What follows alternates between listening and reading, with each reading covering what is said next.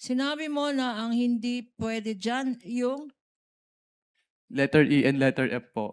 letter D, E. Letter E po. E. E and letter F. What item is this and how much?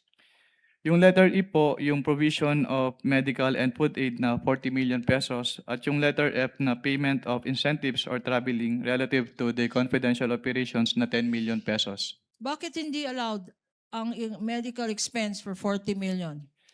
Dahil yung hindi po siya kasama dun sa enumeration nung item 4.8 at yung enumeration po na yon ay exclusive. Yun lang po yung Exclusive. allowable confidential expenses based on the Joint Circular 2015-01. What do you mean when you say the enumeration in the circular is exclusive? Anong ibig sabihin ng exclusive? Kapag sinabi pong exclusive, ay doon lang pwedeng gamitin. So other than those enumerated po, ay hindi na po siya allowed as confidential expenses. So 40 million na gamot, hindi allowed. Ano pa nakita mo dyan?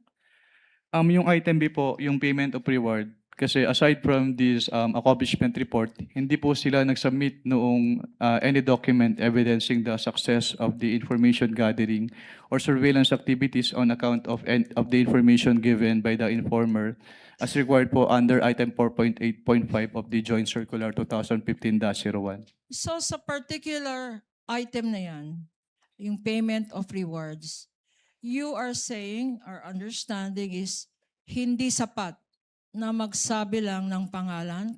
Kailangan under the circular again? Ang sinasabi po ng circular ay dapat mag-submit sila ng document supporting the payment of reward na nag-evidence ng successful surveillance activity or information gathering on account of the information given by the informer.